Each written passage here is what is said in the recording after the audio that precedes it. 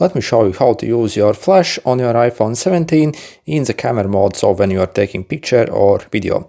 So if you want to enable the flash, it's very easy. So in your camera app, you see on the top you have these options here. If you click, you see you can enable the flash in different modes. So first in auto mode and also in on mode. On mode, essentially it will take use a flash essentially at all times. So see, if I'm taking a picture, it's using the flash.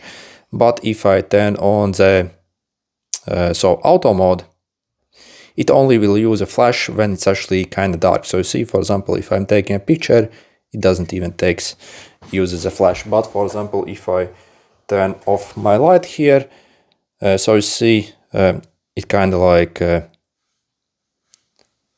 enables or disables automatically the flash. I'm not sure how well you can see in this here, but you see it kind of automatically toggles on or off here. So you see it's still taking a flash, so it kind of decides itself. And for the video mode, it's pretty much the same. So as you see, you can also enable the flash on the auto mode and also constant on mode. So for example, if you want to use the extra light from your camera when you are recording video, so enable it, and you see, you can actually see much better.